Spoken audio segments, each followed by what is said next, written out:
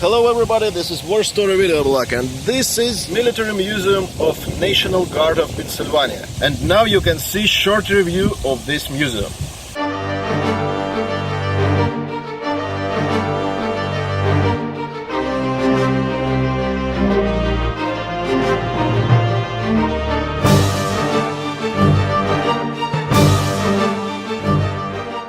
So we are in museum and I'm Alex. Hello. Hi there, I'm Charles and I'm the director and curator of this museum, which is the Pennsylvania National Guard Military Museum located here at Fort Indiantown Gap in Pennsylvania near Harrisburg and Annville. Our museum was started in 1986 right here on Indiantown Gap, and we began very small, just searching for items in storage out here to start the museum. But then over the years, many items were donated to us, and other items we found in storage as the years went along. As we developed the board of directors and so a lot of volunteers, we were able to purchase some desirable items for the museum. But we have 2 floors of exhibits. Most of our exhibits are World War II related, and 28th Infantry Division, which is Pennsylvania's National Guard Division. We do the non-divisional units such as the 213th Area Group and also Pennsylvania Air National Guard. Our Air National Guard was founded in 1947 when they became, Air Force became a separate branch of the military. We've grown to the point where we have a building, several buildings for storage. 2 of them are World War II, original World War II barracks built in July 1941. We have a restored chapel, which was built in the 1890s as a schoolhouse. And then we have a rifle range house and office over here in our little area from the old National Guard camp at Mount Gretna, which was 20 miles distant from here. So most all of our displays are marked as to what they are, but we encourage our visitors to ask questions. We're generally open Mondays and Fridays from 10 to 4:30. We do take appointments for groups, usually on a Tuesday, Thursday, or a Saturday, especially Saturday if we have a volunteer available. Usually Tuesday and Thursday is no problem. But we're always open Mondays and Fridays. Could you explain about this display? This looks interesting. Okay, here we have a field inspection with the soldier's kit laid out here. And here you see the captain standing back here, and he's inspecting the troops, and he's inspecting the equipment to make sure all their equipment is here and that it's in good condition. And then over here we have a soldier who's dressed for combat in the Battle of the Bulge, maybe, but he's got his equipment on, and he's got his cold weather boots, which most soldiers didn't have for the Battle of the Bulge. We have his socks, which are rolled. Next to that is a wool pullover sweater. Next to that is a little pouch which goes inside the pack and holds his mess kit. We have the blanket, his underwear. We have his rifle. Here's his pack, wool gloves, mess kit with knife, fork, and spoon, canteen cup, have his helmet liner. There's this little first aid pouch. Over here we have the gas mask and pouch, and then we have his entrenching shovel and carrier. And that's about 40 pounds of equipment. Okay, and the period of produce of this equipment is World War II. World War II, that's right. This is a World War II display. This is a World War II, what they call a pup tent or a shelter half. Pup tent. And each soldier would have a half of a tent, and you see the buttons on the top. Why they would button the 2 halves together, and 2 soldiers would have a tent to sleep in. Then they usually had a sleeping bag and 1 or 2 blankets. And sleeping bags was in soldier equipment also. Yes, yes. They would roll up and along with the blanket and go in the pack.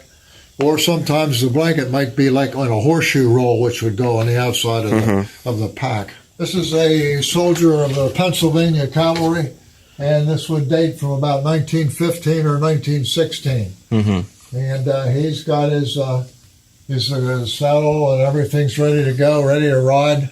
He has his equipment. He's got his, this is a map case. Have his map. This is his cartridge pouch, his pistol belt, first aid packet, and then we have a holster for his .45 caliber pistol. Yeah, the horse has got his saddle bags, tin cup, non-regulation tin cup, canteen. He got his blanket roll. There's his rope on top. And no, that's his, I think, there's a blanket in there, and then there's another blanket right here on the saddle horn. Because 2 blankets in a field is better than 1 blanket. Oh, right. Yeah. Yeah, this is a little collection of things that belong to a surgeon, a doctor who was surgeon in the 112th Infantry, the 28th Division. He was captured in the first day of the Battle of the Bulge, and he ended up in Auflag 13B, which was an officers' camp at Hammelburg, Germany, and he became friends with Sergei, who was a Serbian aviator. And because they were hungry all the time, the Serbian aviator made this recipe book. It's all kinds of different recipes there. And because Dr. DeMarco was an educated man, a doctor, he and the German camp commander, who was a Luftwaffe officer, became pretty good friends. And when the camp was liberated, the camp commander gave Dr. DeMarco his dagger and a fancy hunting shotgun, which he brought home. And but there's some other interesting things in this case, like the little matchbox that has the guard tower etched on the matchbox, and there's a Nazi matchbox cover down there on the bottom next to the dagger, and Dr. DeMarco's watch, which he had with him the whole time, his fork and spoon, and then there's a little communist cigarette case in there, and of course Dr. DeMarco's dog tag. It's very interesting and impressive display. This was on loan to the National Guard Museum in Washington, National Guard Bureau Museum in Washington, D.C. They had this collection for 2 years on display. We just got it back not too long ago. Okay. And did you film this? Not yet. This is a tribute to the founder of our museum, a man by the name of Frank Smoker. And he was a B-17 navigator, and he flew 26 missions as a 19-year-old young man. And we have his little light jacket here, which was quite small. And by 1985, he was a deputy adjutant general for air. In other words, he was commander of the Pennsylvania Air National Guard, and he was a major general when he retired. And then this is another one of his World War II uniforms. And he flew 26 missions, like I said, and he also flew 2 or 3 missions into Vietnam and Indonesia during the Vietnam War. They flew the big Constellations aircraft. Very interesting thing here. This is an ejection seat from an F-84F Thunderstreak jet plane. This man by the name of Philippi, he won an air race from the East Coast to the West Coast called the Rick's Trophy Race. And there you see the trophy. Well, not long after that, he retired, and they put a mannequin and a cinder block on the ejection seat, and they tested it. And there you see it flying up in the air. It's just a mannequin and a cinder block. Well, then, when General Philippi retired from the Air Force, they took the seat out of the plane and put rockers on it and gave it to him as a gift. That was his retirement present. That's very interesting. So that's what that is. A lot of the kids that come in here think it's a barber's chair. There is a collection, full collection of canteens and mess kits. So that's very interesting because we can see models one by one. Yes. From earlier to late. This was during the American Civil War. They usually just had a tin plate. And this 1872 mess kit wasn't very good. It had a lot of sharp edges on it because the lid was used as a cup. But it just wasn't a good design. And then they came along with this thing a couple of years later in 1874. And you have the 1917 models. And then the 1918 model, which evolved into the modern mess kit, which was used during World War II. And the World War I models was a more shallow mess kit, and they made the lid higher so it would hold more food. This is kind of an evolution of the canteen. This canteen is a pre-Civil War canteen. This was the Civil War canteen, and then we have the models from the Spanish-American War, and as they evolved on the bottom shelf there to the model 1910 canteen, all the way up to canteens made in the 1950s and 1960s, and you have the insulated Arctic weather canteen back there, and then the desert-style canteen. And it's very interesting because in military antique shows, when you see canteen, you can't remember what year produced this canteen and what year is the model. So now we can just... Yes. Yeah, the World War I canteens had that flat metal lid. And then these were... They were experimenting with the porcelain and the plastic canteens in World War II. And these didn't work out because they chipped very easily. And some of the chips would end up inside the canteen, and that was no good. And this first style of plastic canteen, the plastic would make the water a bad flavor. And then they came along with the aluminum and stainless steel canteens from World War II, and they worked out pretty good. And is it the first model of body canteen? Yeah, it's a collapsible plastic canteen from the, 1969. Okay. And there's cups over here. If you want to do the cups, the model 1872 cup was basically the same as the Civil War cup. And you have the cups as they progress up through the early 1900s, up to World War I. And then you have the familiar design on the bottom. It was used in World War I and World War II. And that was the cup for that Arctic canteen, which you saw on the other side there. We have some rations. We have some rations here. These are World War II. Everything on the top shelf here is from World War II. We have the little packets of food. Everything's listed on the cover as to what's in there. The biscuits, compressed graham biscuits, sausage, some kind of a candy bar, a stick of chewing gum, and sugar tablets, and lemon juice. And, of course, rations in those days always had cigarettes inside. Sounds tasty. Yeah, there's a little 3-pack of Chelsea cigarettes which were in there. Now, these boxes are empty. These 3 boxes of K-rations still have all the original contents inside. They were never opened. And, of course, you have the Hershey bar, which everybody knows what a Hershey bar is. Yes, everybody knows. And these are the C rations from the 1950s and 1960s, which then that evolved into what they call the MREs, the meals ready to eat, which is what they use today. I don't have any of the very latest packages of those in there. Yeah, these are from the 1970s and 80s. Okay. And the original ammo carrier? Well, this one This is a machine gun cart. It's dated 1929, and it would have had a machine gun mounted on it, which we don't have.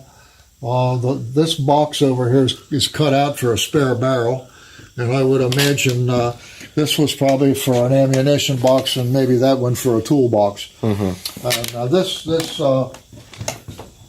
an original Survivor. It's a World War I ammunition cart, and this could be pulled by an Army truck in World War I or horse, and it carried the ammunition boxes up to the machine gunners at the front. And there was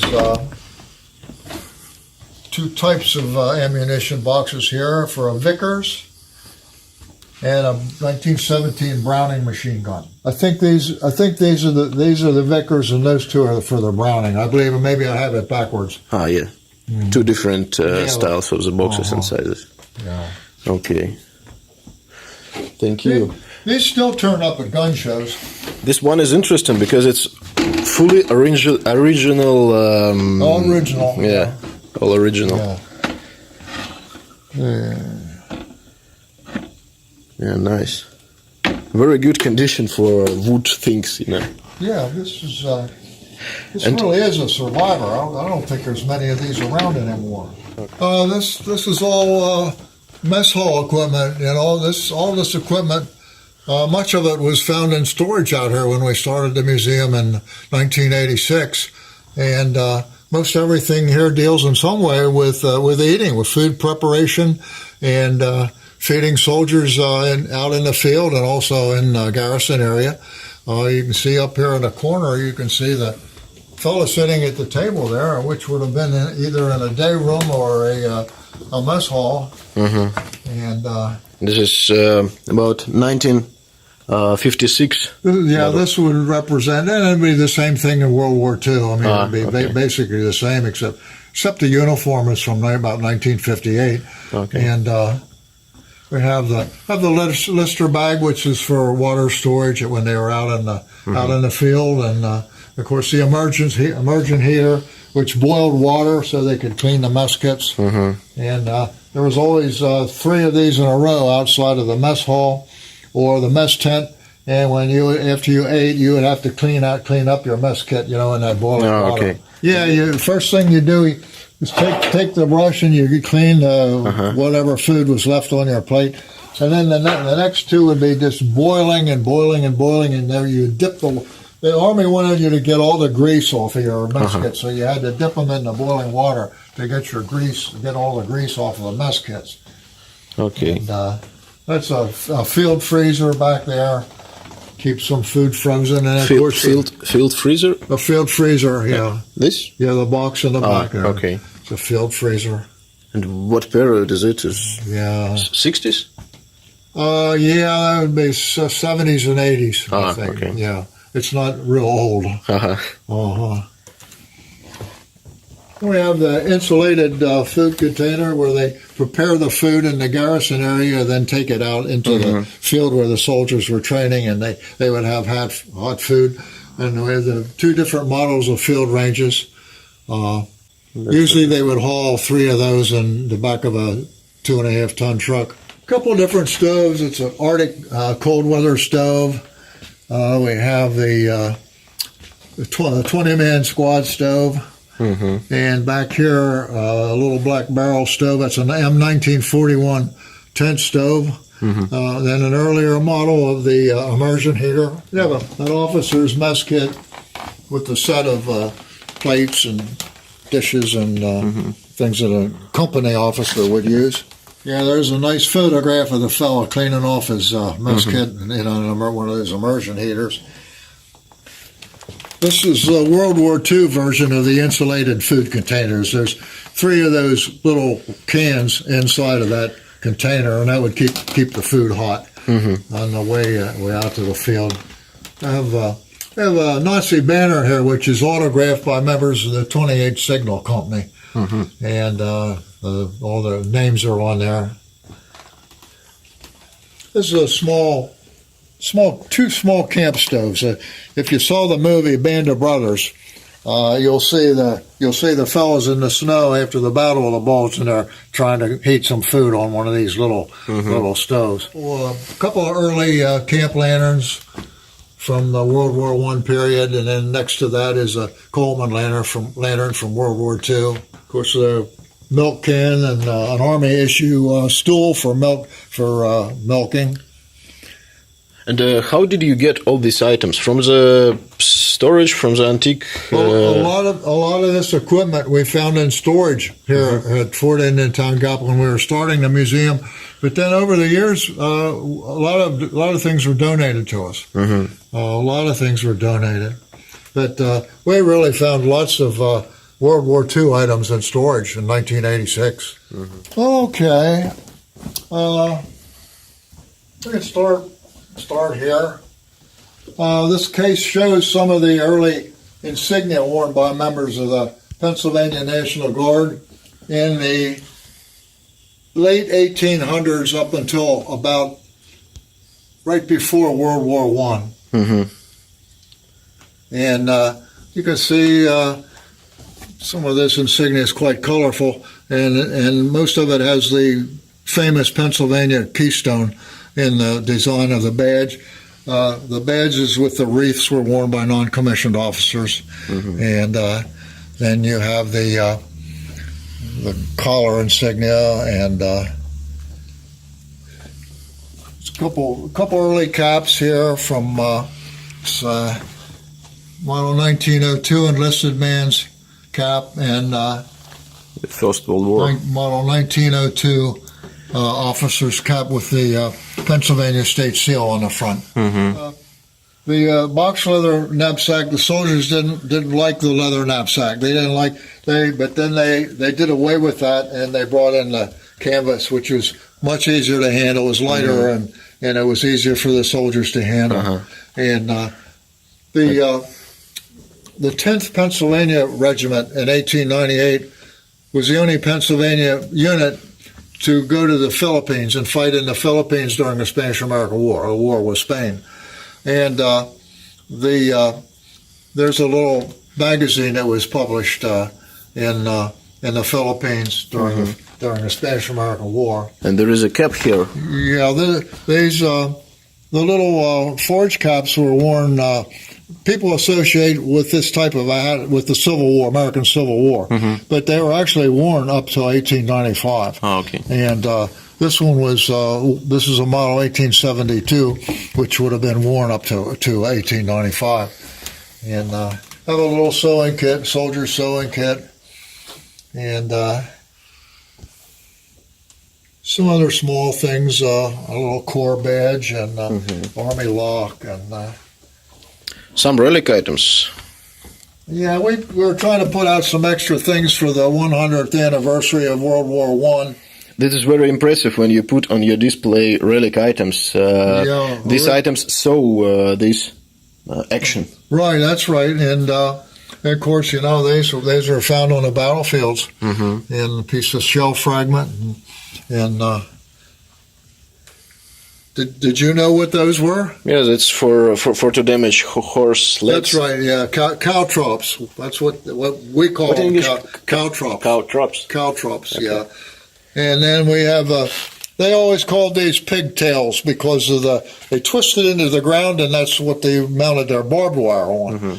And so we've actually found some of these in the woods here at Indiantown Gap. This is an officer's World War I uniform. And most of the items in this case belong to this officer, and he was in the 108th Field Artillery. 108th Field Artillery, the 28th Division. Very interesting things is hate belt.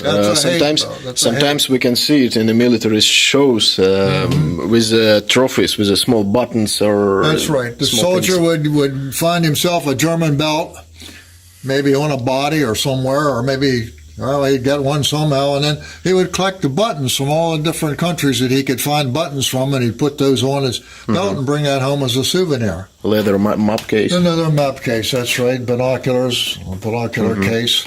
Got his engineer watch. And nice little pair of goggles there. And it's a nice 1901 Colt 38 caliber double action revolver, and along with the holster and the belt with a Pennsylvania belt buckle, and a couple marksmanship badges. NGP, National Guard, Pennsylvania. National Guard of Pennsylvania. It was up until 1870. It was Pennsylvania Militia. Then it became the National Guard of Pennsylvania. Then, after World War I, it became PNG, Pennsylvania National Guard. So nothing ever stays the same. This is a nice little display on this fellow and his bugle. Now, the bugle that was issued in World War I was a little short trench bugle, maybe about 8 inches long, and you can see the buglers from the 112th Infantry here with their little trench bugles. Well, after the armistice in 1918, he goes into Paris and he bought this nice big bugle, and he was very proud of that bugle. Hey, here's a picture of him with it, and then we even have the bill of sale right there for that bugle.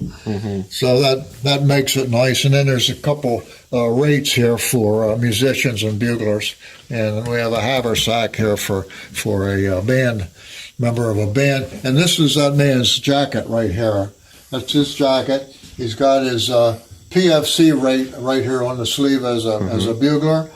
And a lot of people think this red stripe is a private first class stripe, but it's not. It's an honorable discharge stripe. That shows he was honorably discharged after the war. These are two 6 months tours overseas. 2 6 months tours. And if he had any chevrons on this sleeve down here, they were wound badges, and then that would show it whether he was wounded or not. And here we have a few weapons, some of the earlier muskets. So we have the 45-70 trapdoor musket. We have the Krag rifle and a couple other muskets here.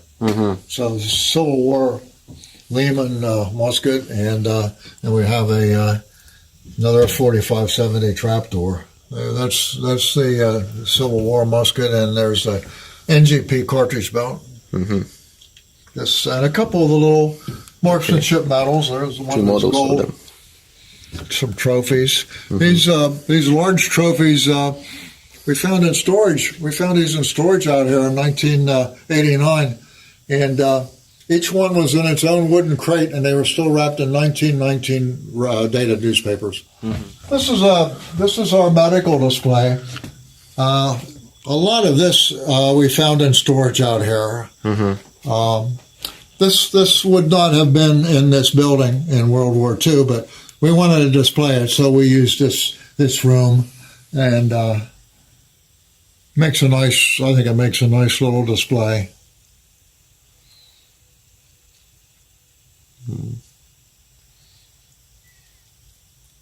And over here we have the first sergeant's room. There would have been 63 men living in this barracks in 1941, 10 non-commissioned officers and cooks, and then 53 privates. And this would have been the sergeant's room and maybe his assistant. And can I come in? Yeah, go ahead. Well, he's sitting here at his typewriter. Maybe he's typing some passes for the guys for their weekend. And some of his books and papers and ink and so forth. And it's for World War II. Yeah, this room depicts 1940, late 40, early 1941. And we have as I see, this one has. This is a World War I field desk. It's a World War I field desk. And you can close it and remove. Yeah, right. This is the lid, and it closes up, and you can move it to another barracks. You can move it to another place. Upstairs, you might have seen we had a World War II field desk on display upstairs.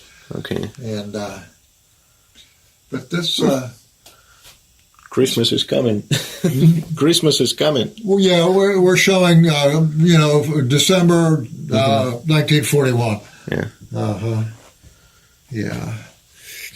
And this don't belong in here. Presentation. That was the unit that was here. The reunion on Saturday was here. I put this on his shoulder just for the veterans, from that for that reunion.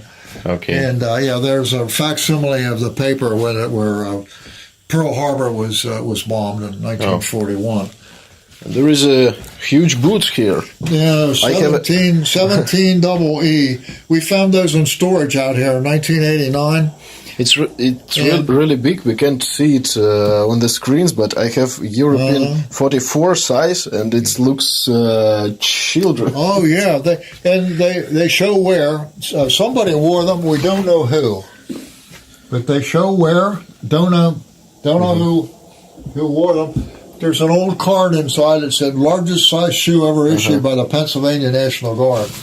And this little space right here is to show visitors how the whole barracks was laid out. That wall would not have been here. This would have been wide open with bunks on either side of the room. Original white lines are on the floor that were painted here in 1941. This man is wearing the blue Army issue fatigue uniform, which the Army was phasing those out in 1941. Only the Army engineers and the Coast Artillery were still wearing these, and a few signal battalion people.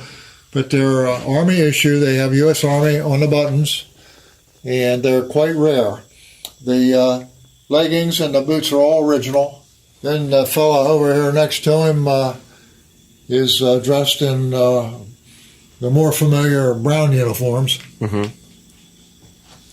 If you can show this photograph, this shows the 103rd Engineers from Philadelphia in 1941 before the barracks are even painted. And this picture was taken right outside the window over in this area over here. And then, of course, all those buildings are gone now. Yeah. There's a few more weapons here. Of course, the 1917 Enfield over there, which was used in World War I. 1917 Enfield. The 1903 Springfield, also used in World War I. Most American troops used the 1917 Enfields in battle in Europe. And we have the famous M1 rifle, which is a workhorse of World War II. We have the M1 Carbine right here, which is a much lighter version. And then this is a rising submachine gun, which is a small, light submachine gun used mostly by the U.S. Marines. Well, we have a 1901 model Gatling gun. It's a Colt. It's a 30-06 caliber. It's a 1901 model on an 1880 carriage. It's not in the best of condition, but anyway, it's a nice example to show people. And in the Pennsylvania National Guard, they had a Gatling gun battery in Phoenixville, Pennsylvania, which was down near Philadelphia. This little seat would fold up, and the operator would sit on that. The crank was here. He would turn the crank. The barrels would turn clockwise, and each barrel, as it reached this point, this is where it would fire. Had a gravity feed magazine that went in the center. It held 50 rounds, and you could fire it as fast as you could turn the crank, and a crew member would throw the empty magazine on the ground and put a loaded one in, and they're ready to go again.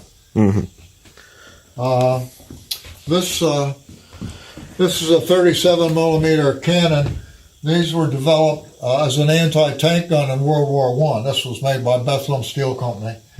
And they were actually upgraded for World War II, but they weren't very good. They weren't very powerful. This is the 08 Maxim Machine Gun. The Maxim machine guns were invented by an American inventor by the name of Hiram Maxim. And The United States didn't bother to pick up any of the patents on this design, and of course European governments did pick up the patents, and the Germans manufactured these things and used them against us, and they killed a lot of Americans in World War I. And it was water cooled. I don't have the hose and I don't have the water tank, but it's water cooled, crew served, and you can see. I might not be able to get a good picture of the German crew here, but you can see them there in that photograph. This one is in really good condition. It is in good condition, yeah. With all leather things. Yeah, this is called a sled mount. And this machine gun over here is actually the light version of the same gun, although it's not light, but that's what it's called. And this man was a lieutenant colonel who was on the staff of the governor of Pennsylvania. He was an aide de camp to the governor of Pennsylvania, and his name was Daniel Shep. And this is an 1898 uniform, and this is his 1895 dress uniform. And this shows that he was in the Quartermaster Corps. Quite rare. Yeah, it's beautiful condition. It's really we were able to purchase these, and then over here we have three of his hats in the original boxes, and everything is in mint condition. It's just amazing that it's like new. And it has the gilt embroidered Pennsylvania state seal, and the gold keystone in the center, that indicates he was on the staff of the commander-in-chief, who was the governor. And we have the 1895 forage cap. This is a 1902 cap, and this is also a later 1902 cap when he was a quartermaster general. Okay, thank you for your expertise, and thank you for your showing your museum. Thank you very much. You're quite welcome. Thank you. Thank you for coming today. And I will put directions to find the museum under the video. And see you soon on WarStory with Abelard. Don't feel bad. Your English is much better than my Russian.